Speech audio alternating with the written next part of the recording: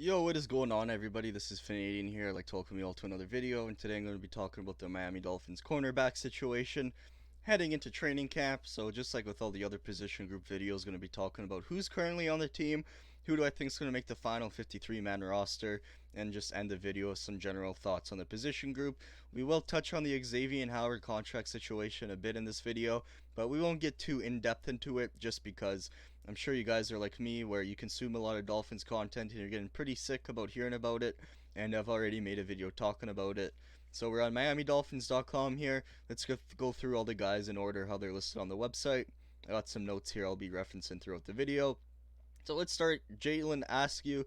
Hopefully I pronounced these names right. Undrafted free agent, rookie, 22 years old, coming from Georgia Tech.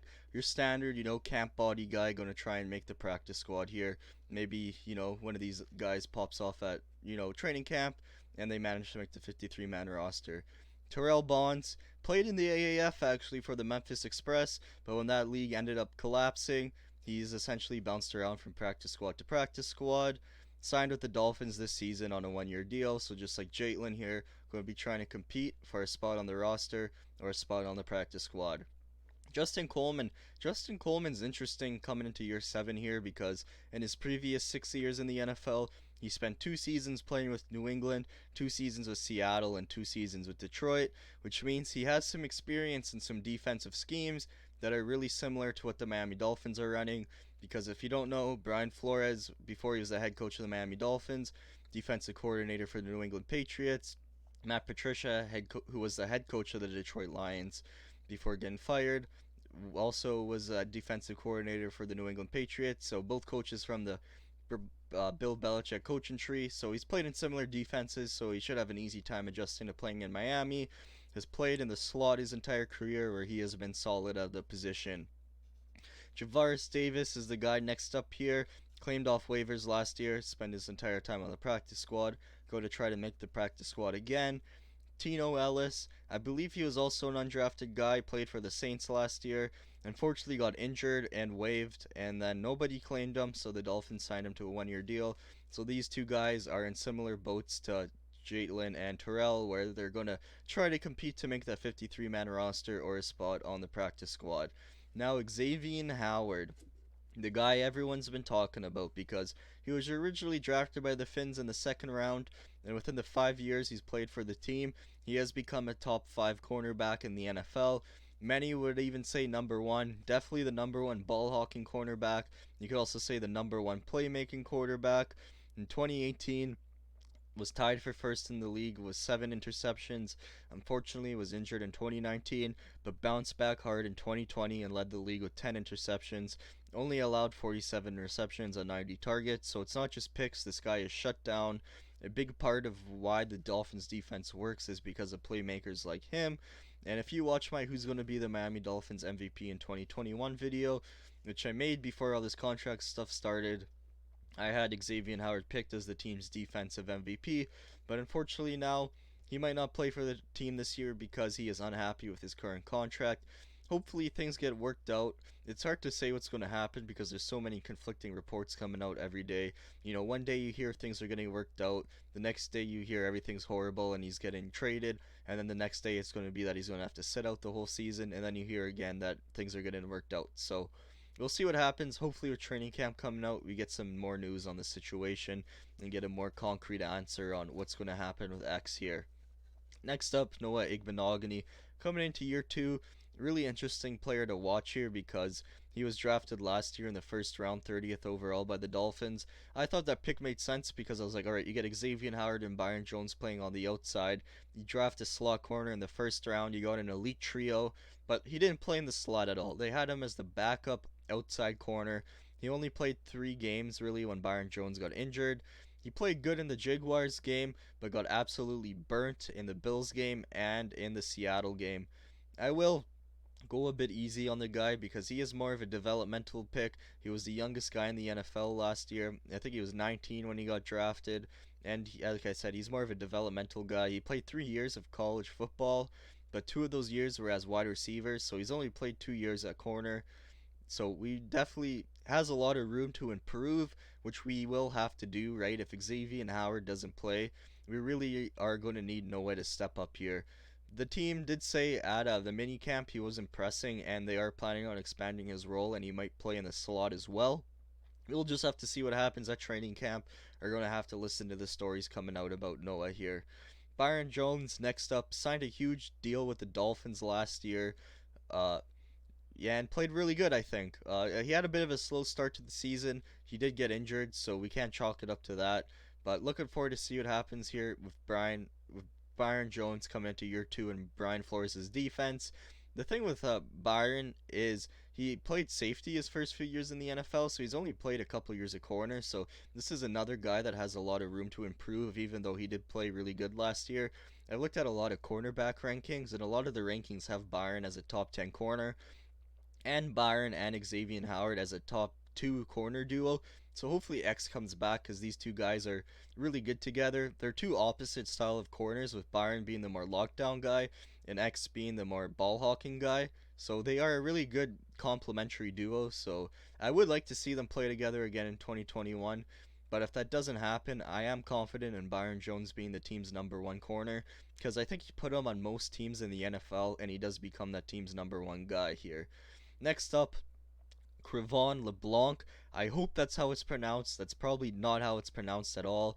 Actually, just signed with the Dolphins today, the day I'm making this video.